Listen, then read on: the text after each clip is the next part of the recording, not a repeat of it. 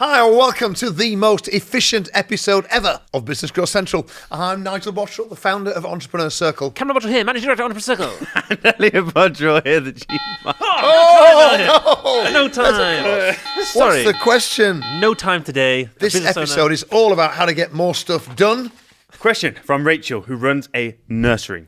She says, I'm working non-stop and still can't get everything done. You must have some productivity hacks for busy business owners like me. Please share them. Rachel, you're in the right place. Okay, Cameron, go. okay, yes. Clarity, pay grade, deadlines, to-don't list, fridges. Today ain't over till tomorrow's planned. 90 minutes, using lists. Boom! There you have it. See you next week. Okay. Guys, whew. I'm very overstimulated. There's a lot going on right now. Productivity hacks. Let's do this in a very efficient way. Let's get started. I'd say the first thing that you should do as a business owner concerned about your productivity, I would say the first thing is let's find out what you're actually spending your time doing. If you don't think you're doing enough of the right stuff, I bet you're probably doing too much of the wrong stuff. And I would say the most insightful thing you can do to start with is do what's called a time study. There's a few different ways of doing this. We'll link a template in the description that you can use. But essentially, at set intervals throughout the day, you set a little timer, the timer goes off, and you write down, without cheating, without changing at all, exactly what you were doing then, there, when the timer went off. A good one here, set a timer on your phone for 15 minutes, and 15 minutes later, what was I doing? Oh, I was making a coffee. Okay, making coffee. Reset the timer, 15 minutes. What was I doing? Oh, I was emailing my friends. Okay, set a timer, 15 minutes. What was I doing? Oh, I'm actually on a walk. The day's not looking too good so far. And what you'll find is that in amongst the useful, valuable, high-profile work that you'll no doubt be doing in the day, you'll catch yourself doing unproductive stuff. And I'm not saying that unproductive stuff doesn't have a place. I'm not saying that it's not fine and that you shouldn't go to walk. Of course you should. But when you have your time study and you do that for an entire day, ideally for an entire week, what you'll start to be able to spot is actually the holes in your schedule, the places where actually you're not being as productive as you could be. And just awareness of that in itself will help you be more productive. The wonderful byproduct of this, when you set timers where you know you're going to have to write down what you're doing, you best believe those are going to be more productive days because actually you're not going to want to embarrass yourself and write down rubbish little tasks. And so when you do a time study day, it'll be super productive. And we'll put a little link to the time study sheet in the comments bit there, Rachel, for you. But we need to just go back a stage here because it is a fact that poor entrepreneurs, lack of people haven't got enough money and haven't achieved the success they desired. Poor entrepreneurs typically do not know where their time goes. They've got this sense that they're really busy. Mm-hmm. And again, typically, anyone owning a business typically works very hard, puts the hours in. Rachel, says, I'm working non-stop, and we believe you, Rachel. But the point is, and Cameron's point is very valuable, what working doing what, Rachel? And on the one hand, let's track what you're doing now. But on the other side of that coin, Rachel, I needed to find half an hour to just sit and think about your business, where you want it to go, and let's start to understand the sort of things that you should be doing. Mm-hmm. What should you be spending your time on? This was a massive, massive thing for me, and I've talked a lot about it over the years. I was very fortunate that the story I'm about to tell you, Rachel, happened like 3 months into my entrepreneurial career. Mm-hmm. And there was an old guy, lived in our village, and he took an interest in me when I was starting my own business. And he used to come round every couple of weeks, and we'd have a cup of tea and just a little chat. And he was interested, and he was quite wise. I learned some stuff from him. And he came round one day, and he asked me a really difficult question. And Rachel, it's a question that I think I'm going to ask you now. And he said to me, what's the most important thing, Nige, for this business of yours to be a success? And that was like a horrible question. And I flipped and flopped, wondering what's the answer to that question. And I settled on, I figure if I get and keep enough customers, that's the most important thing. So if I got and keep enough customers, I'll be able to take care of everything else. There'll be money, there'll be flowing up, everything will kind of work. And he said, Nigel, I think you're right. I thought, phew. He said, so when are you getting to keeping customers today then? I said, sorry. He said, well, you're a smart guy, Nigel. You just told me what the single most important thing is for the success of your business. So surely you would have some time set aside every day to do that single most important thing. Is that not the only logical conclusion, and because he's right, and he is. But I didn't have time set aside to do the single most important thing. And just like you, Rachel, I was really flipping busy. I was getting up early, I was working hard, I was taking care of everything. But what I'd missed was time set aside to do the single most important thing. And I think this is the flip side of Cameron's point. And they come together to these because part of creating the time to do the most important things is understanding what's actually taking your time now. But you've got to get clear, Rachel, on the things that need to be happening, that need to be taken care of in order for you to get the business where you want to get it to. And so getting that clarity and understanding where you're currently spending your time are the two opening plays in this move, Rachel, to turn you into a super efficient, entrepreneurial go-getter who's going to move her nursery business to where she wants it to be. Too right. And so when it comes to clarity, I would encourage you to listen to the episode we did on business planning. That was a very good episode. But because once you have got a plan in place for the year, for the quarter, for the month, then and only then do you as the business owner actually have clarity on the actions you need to take in order to achieve that plan. And so when you don't have a plan and there's loads of stuff going on, it's very easy to fall into the trap of being busy. But the number one way we stay productive, I stay productive, my team stays productive, is we know exactly what we need to hit every week, every month, every quarter to make sure we crush the year. And as a result, all of our actions throughout that week are highly focused. Yeah. And we know what those actions are, and then we block out the time in our calendars to make sure we do them. And what we do is we prioritize those over everything else, because invariably, so much other random stuff comes up throughout the week, but we bat it off and we don't let it interfere with the key actions.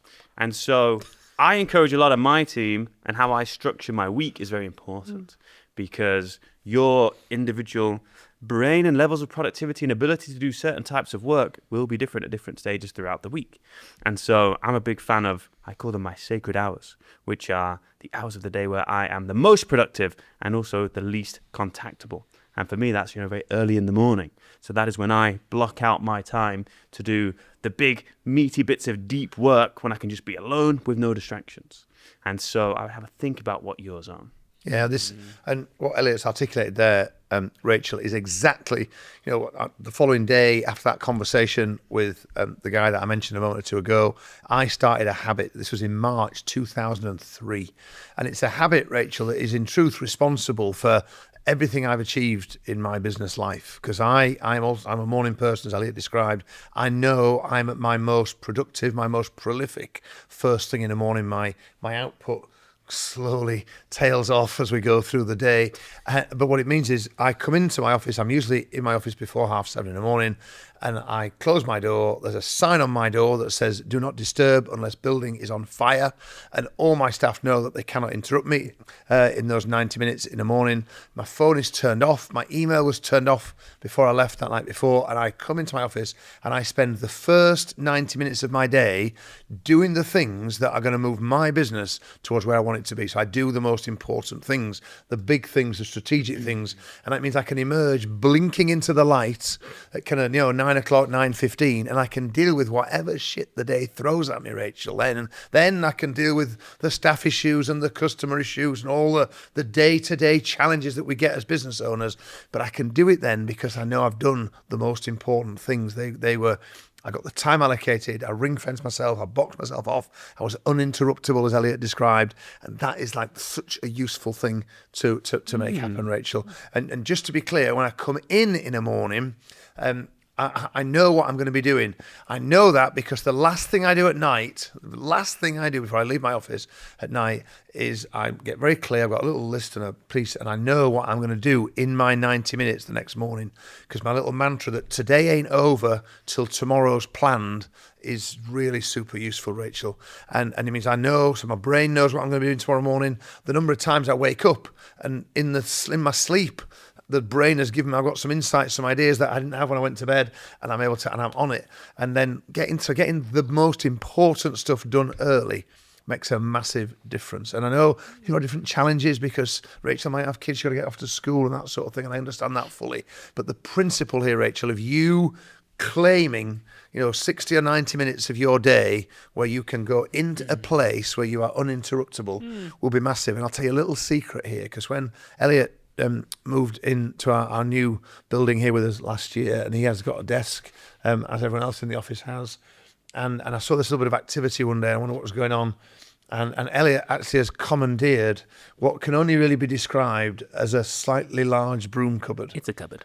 It is a cupboard. He now calls it, Elliott calls it, what do you call your cupboard? The money cave. The money cave. And why is it called the money cave? It's where I go to make lots of money. It's where all the genius work happens. Which brings me to a very good point. Environment. Your environment needs to be good if you want to be productive. And most people... God, I get so frustrated when I might be helping a business owner out to do something with their ads, and they're there clomping away on this laptop from 2001 that's just on its absolute last legs. And it just drives me mad. Because as a business owner, especially for the majority of us where we use laptops, we might use phones or whatever, the environment we give ourselves to do our work has a massive impact on the level of work we're going to do. And I'm a big, big believer in not fighting our own human instinct and, biology. And instead, I want to construct an environment that I love to be in. Because if I love using the tools, if I love the environment, if it can be quiet and focused, hence why I had to commandeer a cupboard, then I know I can really focus, lock in, and get my stuff done. And so I'm a big advocate of investing in the right tools, investing in the right environment, and doing what that means for you, but making it so you actually look forward to sit down at this desk, get the right chair. I've got my fridge filled with all my favorite drinks, so I don't have to go anywhere and I can stay refreshed, and just tick off all these little environmental boxes that allow me to easily sink into a state of wanting to work, rather than being hyper stressed and getting annoyed at my machine and all that kind of stuff as well. Because the beautiful thing about being a business owner is that we are responsible for what happens in our business, and we are absolutely responsible for our environment. And Elliott is absolutely right there, and it is about all aspects of that. The efficiency of your tech. I know you've put some lighting in your cupboard that you particularly floats your boat and stuff. Because Elliott, what he's created, I mean, he's the Harry Potter of EC really. He's in the Dursleys understairs cupboard. It's kind of where it's the glasses, isn't it? Yeah, but I think it's a useful kind of anecdote story to tell, because you've given this real thought. Because to get, we had big expectations, we still have big expectations of Elliott and his team. He needs to be in the right place to do the thinking and do the work. Yeah, absolutely. I think my big thing, and it's quite interesting listening to your different tactics. I think we've all basically do the same thing, but slightly different ways. And I taught you well. And I think that, but the main thing for me is being able to differentiate productive and busy, because they're not the same thing. And actually, it's super easy as a business owner to have a really hectic day, never stopping. You're not dossing around, you're not going on walks, you're not chatting with friends, you're busy. But then at the end of the day, actually, you've not been that productive, because you're not doing the work that actually matters. And so in the same way, Elliott has his sacred hours and you've got your 90 minutes. I don't time constrain mine, but every day I identify what is the one thing that I need to get done today that's going to actually move the business forward. What's the one thing that really matters today? What's the one thing where if all I did today was this, I can say that it's been a good day, that it's been worthwhile. And having that, at the start of your day, on whatever, if you've got a notebook on the top of your notebook, whatever it is, then having that just means that throughout the day, you're constantly reminded, well, as long as I've done that, and you can do it in the morning and tick it off and then spend the rest of the day being busy, or you can be busy and deal with, putting out fires and dealing with staff and customers and all the important stuff that needs to happen. But I've still got to do this thing today. And actually having that every day, having that for the week, what makes this week a success, and you zoom out. What's the one thing I need to do this month to make this month super worthwhile? And actually having that nailed down, spending the little bit of time to plot and plan that, I think just gives you the right lens to then make sure you are being productive and not just busy. So for Rachel, for instance, she's got a nursery business, it says on the letter she sent in. And so she'll have a team of people. There's not just Rachel in the business. There'll be other people looking after the kids, for instance. And I can think of 2 or 3 instances of guys who are now at the helm of really quite significant 7- and 8-figure businesses in one case through our mastermind group. When I met them, their businesses were much, much smaller, and they were still spending meaningful chunks of the week, what I would call on the tools. So The children. so no. But this is the point. Yeah. And one of the things we talked about was how. So I'm thinking about one guy in particular who used to love to fit shutters. And he really believed that, and the way he was the only guy that could fit shutters properly. But the price he was paying for fitting shutters was massive because there was no work happening when he was fitting shutters to move the business forward. And so we had to get him off the tools. And so we created a what we called a to-don't list, things that he mustn't do. Or at least if he did them, every time he did them, he had to recognize that when he was doing that, it was for his own self-fulfillment or his enjoyment, but it was taking him away from where he said he wanted his business to be. So things that he shouldn't do. And therefore, what happened, he started to get this, started to make sense, and he started to get people to delegating the work and other people doing the work. It happens, another way to get the same place is, if you're aspiring to a meaningful income from your business, let's say you want to earn a 6-figure income from your business, now that means, like mentally 100 grand a year, that's like that's £2,000 a week in round numbers. So if you work in a 40-hour week, that's like £50 hours. So you've got to everything you're doing has to be worth at least £50 an hour for you to pull that sort of salary. So you can't do your own bookkeeping. You can't answer the phone. You can't be in the rooms in your setting, Rachel, looking after the kids, because there are people that can do that work that are relatively easy to find and who will cost the business a lot less than £50 an hour. So this is all the joined up thinking about the clarity as to where you want to get to, the things that you should be doing to move things into the right place. And conversely, and it comes out of the list where Cameron started with his list of what you're spending your time on, actually starting to eradicate and it's not that those things maybe don't need to happen, although some of them might not, but it's that you shouldn't be doing them, because we've got to liberate you and get you to the right place. I'm quite envious here, actually, of Matt Jones. So Matt Jones runs our Genie AI team. Shout out to Matt. And Matt's been with us just over a year. And I'm really genuinely envious of Matt, because Matt sits at his desk and he's never doing anything.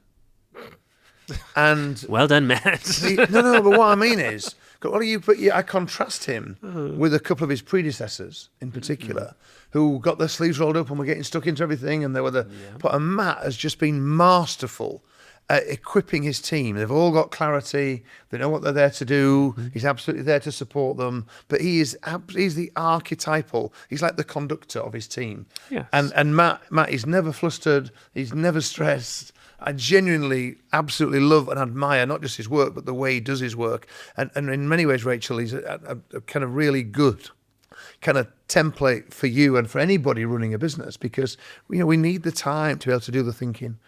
It's not helpful for us to be in a frenzied state, working so hard, doing all the stuff, because our eyes off the ball with a classic hamster on the wheel. The business owners that are working so hard, 18 hours a day, 7 days a week, typically their businesses are going nowhere. That they're still doing the same as they were doing this time last year. And it's still the same amount of hard work. And Matt Jones is the absolute antithesis of that. And you look at how Genie has grown and how the team has grown and how just everything about that business is so much better, because Matt sits there kind of conducting it all rather than getting in and applying to support tickets himself, and he's not in the weeds in the day-to-day. He's above it all, making sure everything's working properly. Yes. Yeah. I see. He's focused on the right things. There we go. Which leads me to a story. So in my agency a couple of years ago, we as a team set out to do the 3 Peaks Challenge, climbing the highest mountains in England, Wales and Scotland within a 24-hour period. Yeah. Now, unbeknownst to me, I expected it to be difficult, but not as difficult as it actually ended up being. Because as it turns out, a lot of people do the 3 peaks, but they don't actually complete it in the 24 hours. Because to do it within the 24 hours is actually really difficult. You have to go up these mountains at such a pace. Honestly, it was so funny. When we set off, we did Ben Nevis first. And he briefed us and he was like, right, follow me.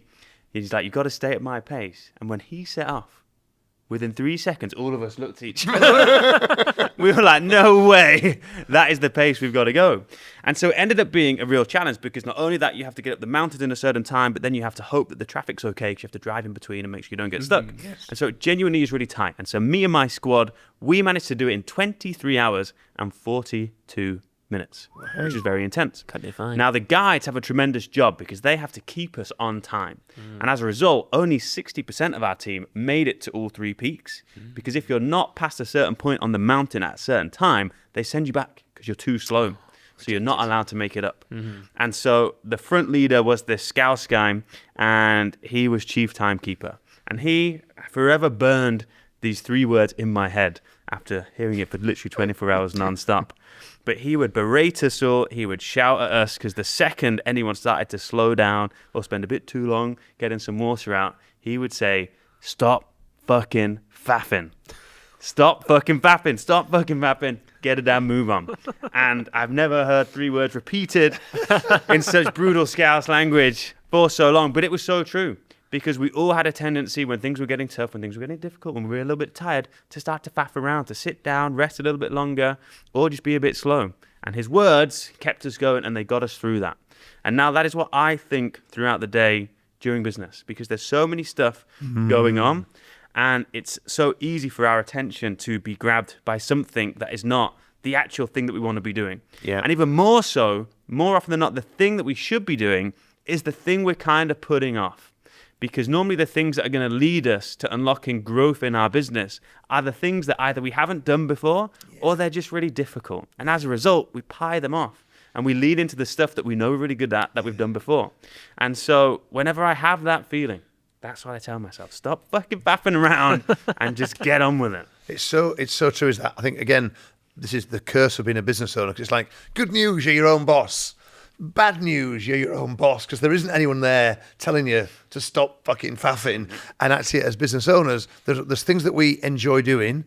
There's always stuff to be done in our business. I know if I ever want to procrastinate, it's so easy. All I've got to do is stand outside my office and I can talk to somebody about something and I can almost feel fulfilled, because it's not that it's useless or a complete waste of time. But actually, it means I'm avoiding doing the thing that I've got to get done today. And we all are guilty of that, and we can all relate to that. I am genuinely thinking about getting stop fucking faffing on our wall in our office. You know, with kind of 3 peaks. No, but it's true. It is absolutely true, isn't it? Yeah. And as a consequence, things take, the elapsed time extends and it takes too long. And these are the things that they don't cripple a business, but they don't half slow down the progress that you're making. And as the business owner, you pay a big price for that in terms of, you know, the profitability, your drawings, your lifestyle, because you were faffing. At the end of the day, you know, for you on that 3 peaks challenge, it was whether or not you got the mountains done in 24 hours, and look how tight it was. But for business owners that faff, and everybody does, Rachel, it's not just you, everybody faffs, but the extent to which we faff around is, you know, it is absolutely related and correlated to the success we have in business, because the people at the helm are successful businesses, and there's plenty of successful nursery owners in EC with sizable 7-figure nursery businesses, and they're just really good at not fucking faffing. Boom. Goodness gracious. Rachel, stop faffing. Stop faffing, Rachel. God. I've got a couple quick wins for you, for Rachel in particular. I live and die by my calendar. That's how I make sure I'm not faffing around doing stuff. I make sure that I've got the big stuff that needs doing, and I block it in the calendar. And so there's 2 things here with your calendar, because a lot of people treat their calendar, you know, they try and fill it up. They think a full calendar means they're doing tremendous work. That's not the point of your calendar. It's important to not just fill it with meetings and things like that. And I think that as business owners, we have control completely over what's in our calendar. And I think there's 2 things. There's the things that involve other people. There's the external meetings, there's calls, there's, you know, meetings with the team, there's dealing with customers, things like that. But then there's also internal things on your calendar, which are actually just for you, internal self-calendarized items. And so I'm a big fan of time blocking in my calendar. And so I take the things that I know I need to get done, and I know approximately how long I want to spend on them, how long they're going to take, and I block it out in the calendar. So it's there. This is the slot for me to do this thing. Boom, boom, boom. And it's incredible when you do this for the first time, how effective that makes you. Because now you treat it like an actual calendar event, like a meeting. You've got the time booked out to do this thing. So guess what? No matter what else is going on, this is the time I've got to do that thing. And so I'm going to do it and get it done. And so it's a nice way to sense check that you've got the time to do all the stuff you want to do. You can plan out the next couple of weeks of stuff and block it all out, and then you know what you've got going on. And it keeps you focused. It's a manifestation of another mantra for you, Rachel, that deadlines get stuff done. And we can all relate to this here. So, because again, what Cameron articulated there is absolutely what I do. I have to write 3 articles for the our magazine, Entrepreneur Circle, the Entrepreneur Circular, we call it, and every member gets the magazine in the post every single month. And I have 3 articles to write every month for the magazine, and I have 90 minutes in my diary. Always in an afternoon, by the way. It's not part of my 90 minutes to get it done. It just happens as a coincidence that it's a 90-minute appointment. But I have 90 minutes to write 3 articles. And Cameron's right, because I have to get it done because there's something else happening after that. Something else is starting when that appointment finishes. And because work, Rachel, we all know work has this amazing ability to expand to fill the time. And if we're doing something that we particularly enjoy, or as long as we're doing this, we don't have to do the difficult thing or the harder thing, then we can expand that work out there. And deadlines absolutely get stuff done. So using the time blocks to create deadlines, you'll find, Rachel, will make you a lot more productive, and thinking about when you're blocking that time as well. So I never have any meetings in the morning. As I said, early mornings are my productive time. So I've got my 90 minutes first thing, but my diary is usually pretty clear, from 9 a.m. until after my lunch. If I've got to have meetings with people, with these guys or with other members of the team, anything else, they're always in the afternoon, because I've got, and again, just thinking about that, I never will take up all my phone calls are scheduled, Rachel. There's just little tweaks that can start to preserve your time, because your time is the biggest lever, it's the biggest asset you've got to get your business to where you want to get it to. And if you let your time, if you give it away easily, if you let time vampires come and take your time, then the price you're going to pay, Rachel, is massive in the context of your life and your entrepreneurial career, because you'll end up with a business that is unfulfilling to you, because I can sense the frustration from the question that you've put out there. So you're unfulfilled, and it's nothing like as prosperous and lucrative and rewarding for you as it could and should be, because you've allowed your time effectiveness to be Gotta protect that diluted. time. My final point on this is interruptions. Gosh, these are the arch nemesis of productivity, being interrupted with things. And there's 2 things here.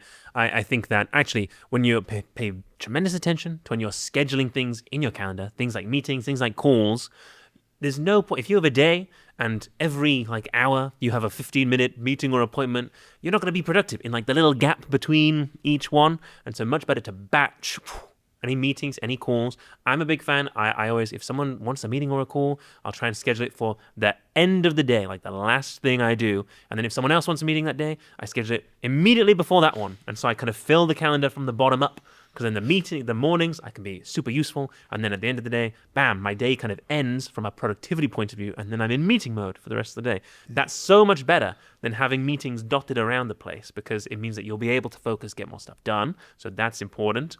But then also, I think it's really, really crucial to not allow yourself to be interrupted. And I think as a business owner, you can often be seen, especially if you've got a team around you, if you're in the same office, if you're working on stuff, it can be really easy to say, oh, can you just help me with this? Oh, can I just, These little questions I'm in the flow, I'm trying to do something. Interrupted. And I'm a big fan of, if there's recurring interruptions that happen, then there's a few things here. First of all, we could try and enable the team so they don't need to interrupt you going forwards. And that's a whole separate piece. But if it is stuff that actually does need your input, for example, we have, Jess on our team heads up our member support. Sometimes there are things that need to be escalated up to Jess because they're really, really important. In the olden days, people would just be like, oh, Jess, can you look at this email? Oh, Jess, this person just called in, da da da. Terrible, because Jess couldn't get anything done because she's spending all day being interrupted. So Jess now has a little 30-minute slot, in the afternoon of every day, which is a little escalation window. And now everyone knows that they batch up their escalations until the escalation window, and then they come in, and now Jess is in the right frame of mind to focus and deal with all the escalations in one big go, and then we're off and away, and we can focus again until tomorrow's escalation window. Little things like that, actually, where you deliberately batch up the interruptions, will really help you be more productive. Yeah, and it's doubly difficult for business owners because so many of us actually like those interruptions. Mm-hmm. That's the truth of it. And it's deep in our psyche that we like to be wanted and needed. I was someone pointed out to me, they observed me, this is quite a few years ago now, but they said, it's quite ironic what I'm going to say, but it was like I was everybody's dad in the office. Which I know. Imagine. but I'd allow this to happen. Yeah. And I'm not going to lie, I quite enjoyed it. Mm-hmm. I can sort that. But the price you pay is humongous. And so I think that we've thrown quite a lot at you here, Rachel, in quite a short space of time. I mean, we were trying to be productive and effective. But I think if you can start to, take there's about a dozen specific little techniques that we've given you here, which will be, they'll make a really massive difference. But it all starts with those two things at the beginning. Clarity on what you should be doing, and what are the most important things that you're going to get done, and then clarity on what you're actually doing, which is the timesheets that Cameron talked about at the beginning. Once we've got those two, then all the other little things that we've talked about, and stop faffing, is going to help you to turn it into a very different business, a business that you could have, Rachel, if only you could get a grip of your time. Wow. I'm sure you can. Deep stuff. You got this, Rachel. Go on, Rachel. You can do it. And if you're a business owner like Rachel, email podcast@entrepreneurcircle.org with your question, and we'll help you out in a future episode. Whether you have a question or not, please hit like, subscribe, leave a comment down below. Let us know what you thought of this episode, and we'll see you all on the next one. Bye-bye. Boom.